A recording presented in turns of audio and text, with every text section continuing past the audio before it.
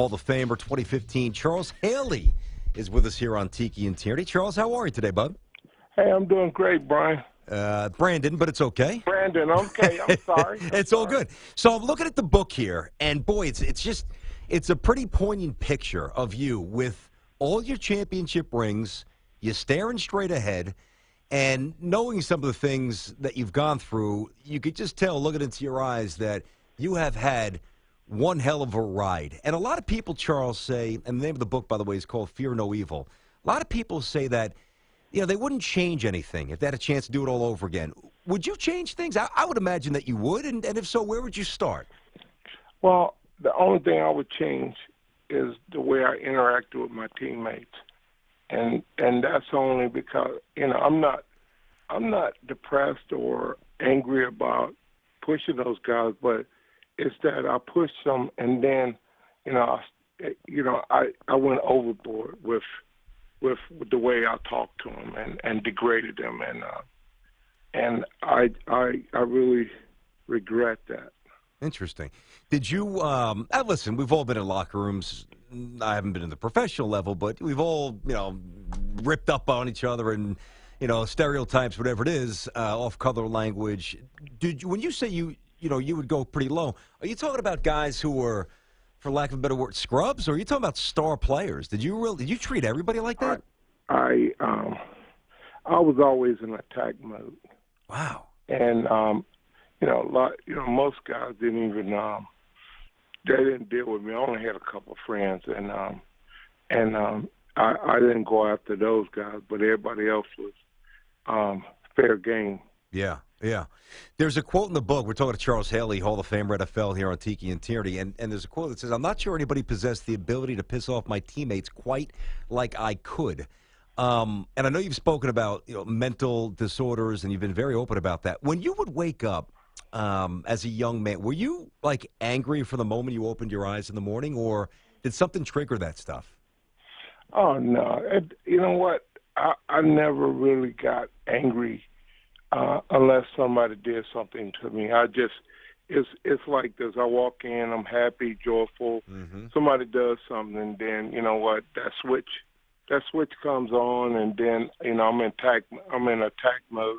I'm just figuring out how to kick his ass when we get on the field. I don't believe I believe in controlled violence, but because you're always in control of your anger and stuff if you're in control. Because my daddy told me that if you can make somebody happy and make somebody sad, you're in control.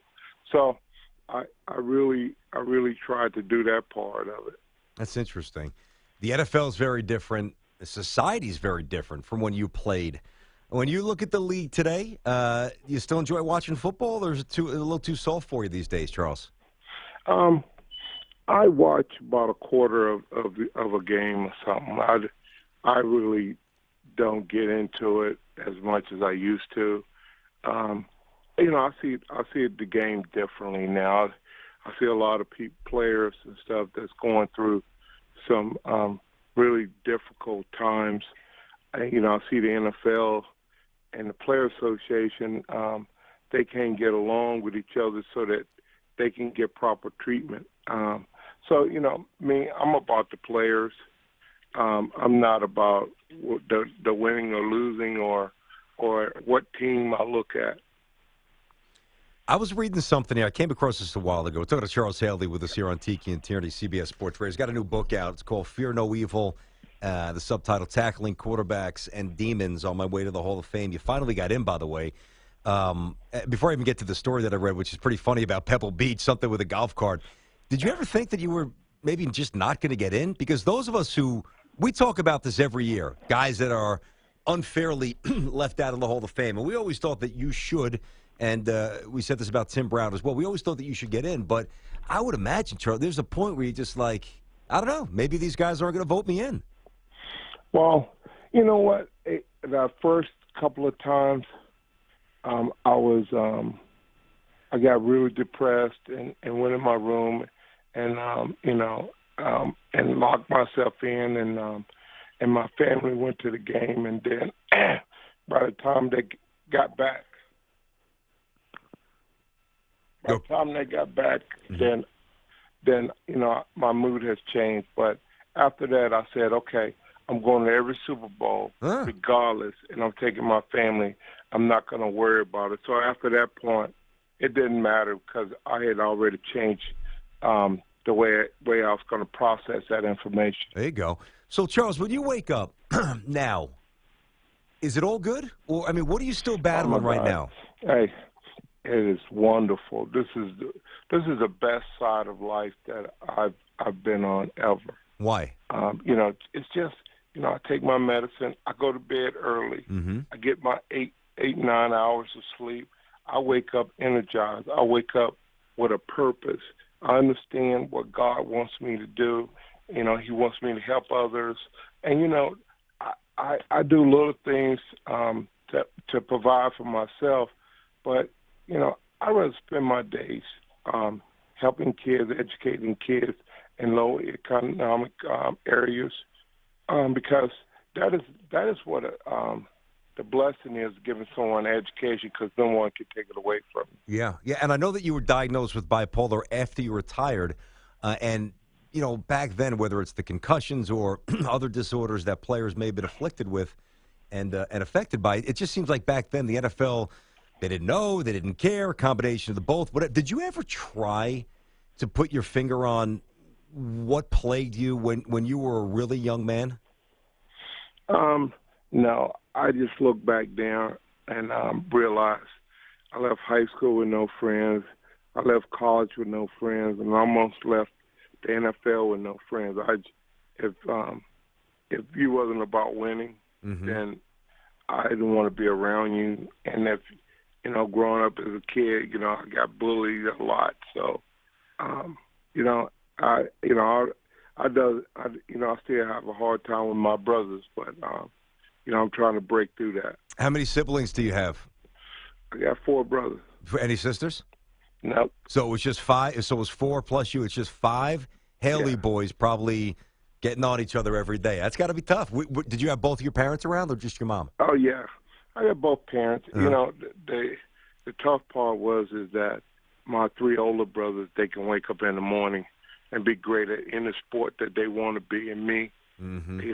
I was just a short, fat, slow kid, and I couldn't do what they did, so I became a clown, class clown. I didn't have any purpose, and one day I fell down on my knees and I said, God, give me one thing I can be great at, and He gave me football, and that was the best day in my life. Well, there's no doubt the way it worked out for you, Charles Haley.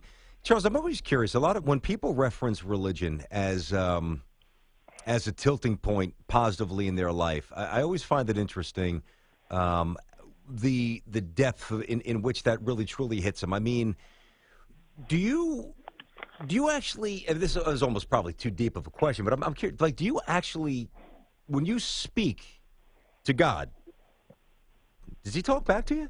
Do you have that kind of a relationship? Um, yeah, I have. I remember just before I went to Dallas, I got on my knees. I was praying to Him, and and it was like something popped in my head. He goes like, "What are you going to do with my blessing?"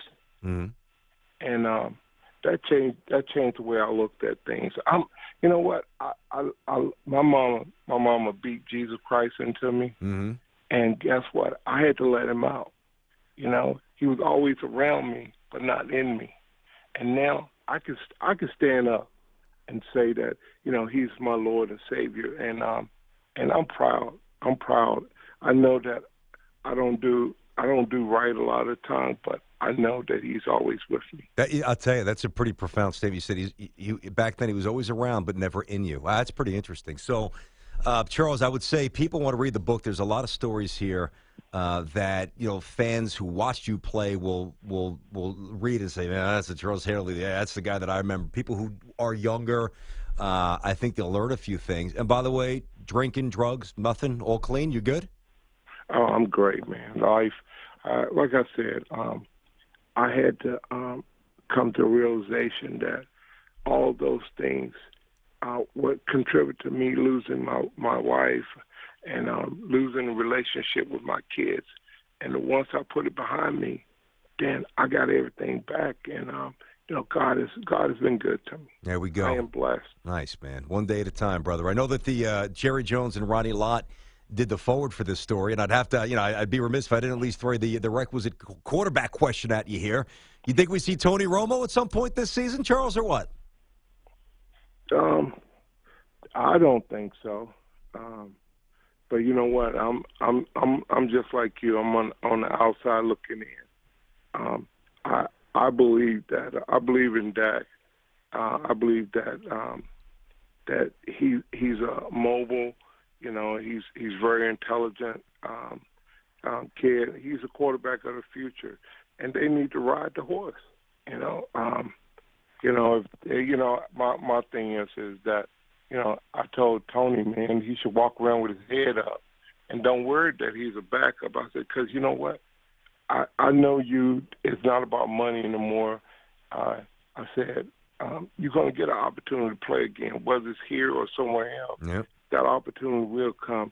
But don't forget, you got to continue to compete, because when you compete, you make Dak even better. Mm-hmm. Mm-hmm. Being a good teammate. No, I got you. Charles, it's really interesting to talk to you. The book is entitled Fear No Evil, Tackling Quarterbacks and Demons on My Way to the Hall of Fame. Hall of Famer Charles Haley, Jerry Jones, Ronnie Lott contributed to the book. Keep doing your thing, man. God bless you, Charles. We'll talk to you soon, buddy. Hey, God bless you, too. Right back at you. You got it.